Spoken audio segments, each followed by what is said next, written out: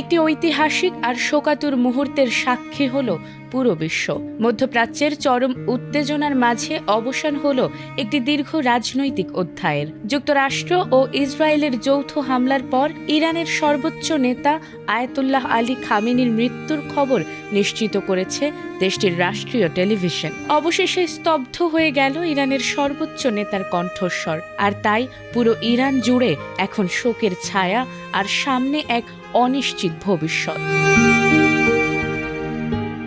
কান্না জড়িত কণ্ঠে টেলিভিশন উপস্থাপক যখন দেশ জুড়ে 40 দিনের রাষ্ট্রীয় শোক ঘোষণা করছিলেন, তখন পুরো ইরান যেন এক নিমিষেই স্তব্ধ হয়ে যায়। শোক আর অনিশ্চয়তায় ঘেরা এই মুহূর্তে আজ পুরো বিশ্বের নজর পারস্যের দিকে। এক বিপ্লবী নেতার বিদায়ে বিষণ্ণ গোটা দেশ, আর সাধারণ মানুষের মনে এখন কেবলই হাহাকার।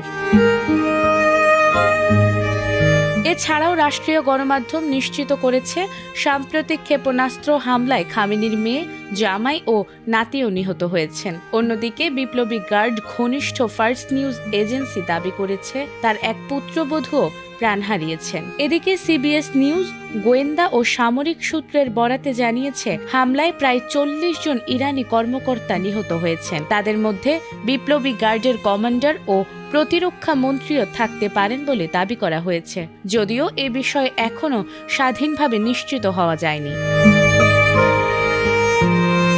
এর আগে মার্কিন প্রেসিডেন্ট ডোনাল্ড ট্রাম্প হামলার পর খামেনির মৃত্যুর দাবি করেছিলেন, তবে অবশেষে আনুষ্ঠানিক ঘোষণা এসেছে তেহরান থেকেই। উল্লেখযোগ্য বিষয় হল 1979 সালের ইসলামী বিপ্লবের মাধ্যমে মোহাম্মদ রেজা পাহলভির রাজতন্ত্র উৎখাতের পর ইরানে প্রতিষ্ঠিত হয়েছিল ইসলামী প্রজাতন্ত্র। সেই বিপ্লবের ধারাবাহিকতায় সর্বোচ্চ ধর্মীয় নেতা বা সুপ্রিম লিডারের পদ সৃষ্টি হয়, যিনি দেশের সামরিক বাহিনীর কমান্ডার ইন চিফ সহ রাষ্ট্রের সর্বোচ্চ ক্ষমতার অধিকারী। আয়াতুল্লাহ আলী খামেনির মৃত্যু ইরানের রাজনৈতিক ভবিষ্যৎ, আঞ্চলিক স্থিতিশীলতা এবং বৈশ্বিক কূটনীতিতে বড় ধরনের প্রভাব ফেলতে পারে বলে বিশ্লেষকদের ধারণা। তবে এখন প্রশ্ন, কে হবেন পরবর্তী সর্বোচ্চ নেতা আর কোন পথে এগোবে ইরান? নাজমুন নাহার জান্নাত, এটিএন বাংলা।